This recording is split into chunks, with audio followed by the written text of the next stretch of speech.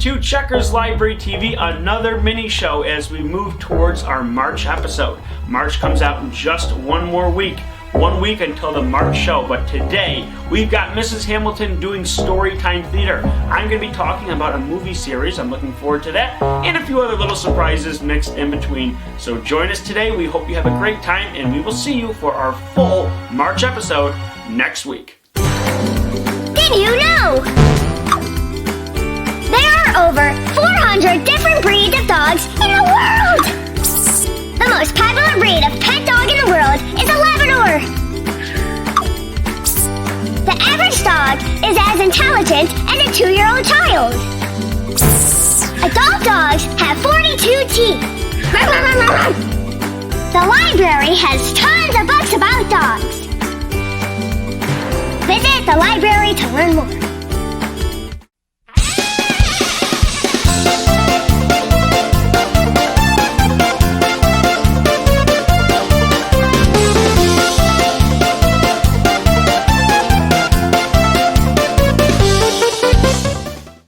The Great Valentine's Day Surprise.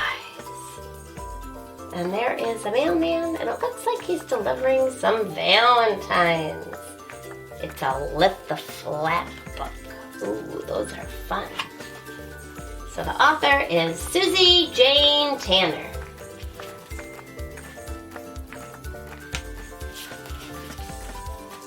Come on. Like a guessing game. Okay, here's the Valentine card.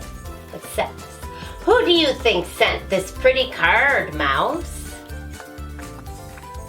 So the mailman's giving the mouse a card and it says, you're the cat's whiskers.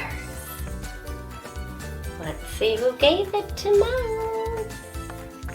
Ah, love your friend, Pussycat. So it says, you're the cat's whiskers. That means the cat really liked you. So this must be Mouse's house. Let's see. Owl, who could have sent this Valentine? So here's Owl's Valentine, and it says, I'm Quackers over you. Who says quack that would have given Owl a Valentine? See. From your pale duck, XX. So that's hugs. Usually when you write XO, that means hugs and kisses. But I guess this pale duck is giving him some hugs. And Quackers over you.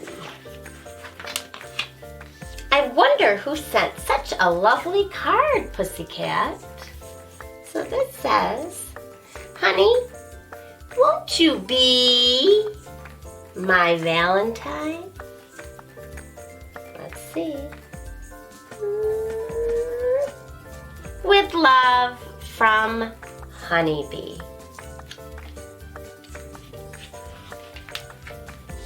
What a nice card for you, Frog. Who is that from?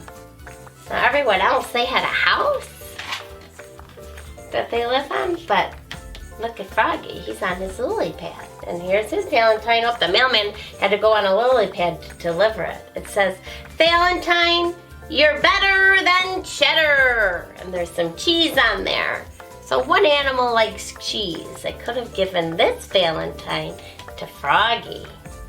It's Happy Valentine's Day, love, Mouse.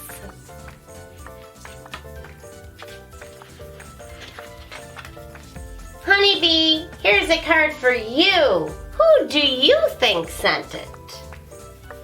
I'd go out on a limb for you. A limb is like a branch in a tree. So what animal friend likes to stay on branches? We might have seen him earlier in this book. Lots of love, Owl.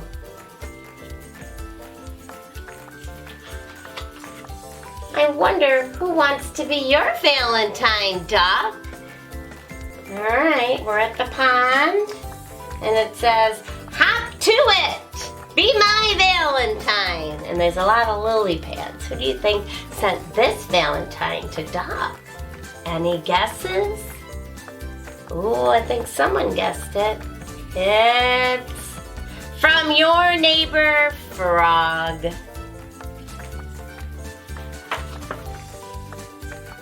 A card for me? Who could have sent this Valentine? So someone sent a Valentine to the mailman. You've got our stamp of approval.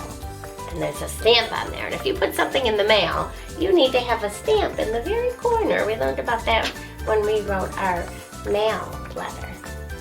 So let's see who mailed card. It says, surprise! Lots of love from all your friends. Ah. So it's from duck, frog, owl, mouse, honeybee, and cat. And then, this book used to belong to my daughter. She stuck an Ariel sticker on that. I'm sure there's many little girls and boys out there that like Ariel from The Little Mermaid. Happy Valentine's Day, everyone! So it's always nice to give Valentines. And later this week, we're gonna cut out some little squares with a heart on it, and we can write Valentines for maybe people in our family. We could write mom on one, or dad, or maybe a name of a brother or a sister, or a grandma or a grandpa. And it feels really good when you give someone a card and say, I love you. And that's what Valentine's Day is all about. Just letting people know that you love and care about them. The end. All right, the great Valentine's Day surprise.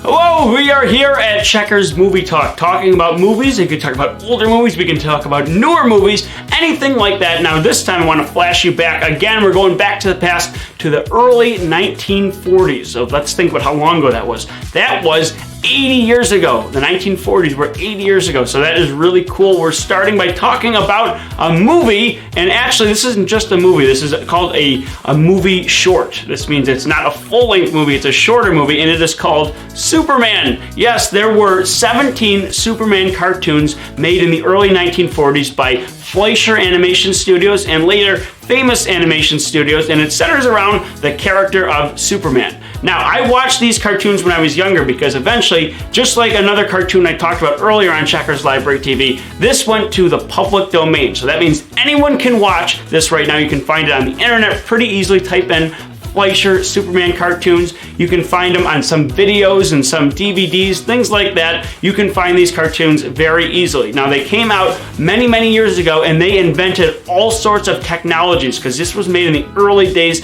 of animation. They came up with something called rotoscoping. And that means you take a real person, a person like me, and then they traced around them, and they used the technology to use real movements and turn them into animations. So this cartoon was really special. It also was what created the idea of Superman flying. And that's because the animators had trouble with the idea of Superman. When Superman first came out, all he could do was jump really high and then he'd fall back down. But what this animation studio came up with was it would be so much easier if Superman could just fly, because then they wouldn't have to have him going bouncing up and down. So they invented the idea of Superman flying on this cartoon series. It also had all these different shadows and dark colors, and it made it look really, really realistic and really special. And that idea of the way that was shaded and lit and how it was all colorful and very vibrant is still being used today. A lot of modern day animations have looked back to these cartoons and used what they were doing to make their own new special creations. So this was really influential. It had a great point in history where it inspired so many people who were growing up in that time, and people still today are watching these cartoons. And when I was younger, I didn't even know that these cartoons were so much older than me. I thought that they were coming out new when I was growing up. So it's really amazing how something made that long ago still has an important place in history, and it still looks new. It's really, really special. So it was a really, really great series that came out, like I said, many years ago. There were 17 episodes, and you can find them really easily. So I definitely recommend recommend you check these out to learn more about the Superman cartoons and watch them. They're so much fun, and they're only about 7 minutes each, so you can watch them all pretty quickly. I hope you get a chance to do that and learn more about the history of animation, because it's a great thing to learn about. And if you are interested in learning more about animation, ask your library if they have a book about animation. You can learn about the history, different ways that artists animate, illustrations, how you can draw the cartoons and the characters, and then, like I said, animations, all you're doing is taking that drawing and making it move around. So that's really interesting. I hope you get a chance to learn about that. So definitely ask your library if they have any books on animation. And we will have more movies and history to talk about next time on Checkers Movie Talk. And now it's time for The joke of the week.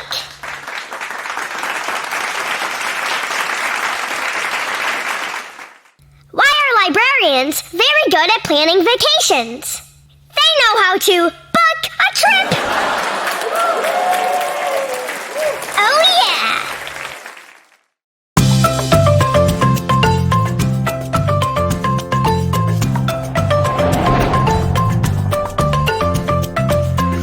Hello and welcome to Checkers Loves Books. This is the part of the show where I recommend books that I think you should be reading, and we have two books to talk about today, books for younger readers and books for older readers. And we're going to start with the younger readers. We have a book by P.D. Eastman. It is called Go Dog Go. This is from a series of books called I Can Read It All by Myself. It is a beginner book, and it's really one of those books that I remember really well because it had a lot of rhymes in it, and you would know what was coming up next when you read it over and over. And it was one of those books that I would read pretty much every day. Let me read like one of the lines from the books here. All right, so it says, "The sun is up, the sun is yellow, the yellow sun is over the house. It is hot out here in the sun. It is not hot here under the house."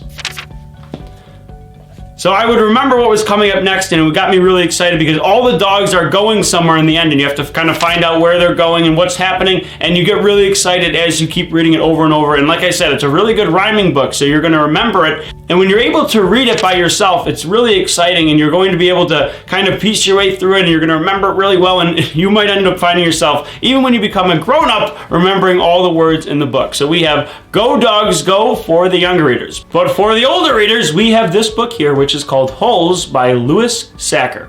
This is another book I remember really well. It's about a boy named Stanley Yelnats who lives with his family. His father's an inventor, but his inventions haven't really ever gone very well, and the family's kind of struggling. He also lives with his grandfather, who tells him all these stories about his family. Now, Stanley gets arrested for a crime he didn't commit, and he doesn't go to jail because he's a kid, so he gets sent off to a camp with other kids who've committed crimes, and what they have to do every day is dig holes, and they're digging it for a whole group of people, and they don't know why they're digging the holes, but there turns out to be a secret behind what they're doing. And there's a whole mystery with Stanley's ancestors, his grandfather, his great-grandfather involved in all of it. And it's a really, really interesting story, and it's going to be very, very exciting. So you're going to have a lot of fun reading this story and seeing where the mystery goes. And it's a book you're going to remember very well. It's got a lot of great characters in it. There's a lot of themes of friendship and family. And there's also, like I said, a really cool curse with the Stanley Yelnats family and a mystery that you're going to learn more about as the story progresses. It's not too long, so you'll be able to read this by yourself and you'll be able to work through it. And you're, like I said, when you get to the end, you're going to really enjoy what happens and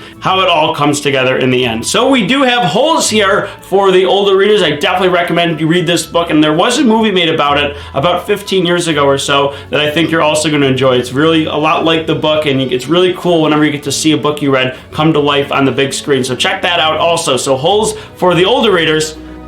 And we have Go Dog Go for the younger readers. So make sure you check out both these books. They're very different, but they're for younger readers and older readers. I think you're really going to enjoy them. Check them out and check out more books at the library. I'll have more books to talk about next time on Checkers Loves Books.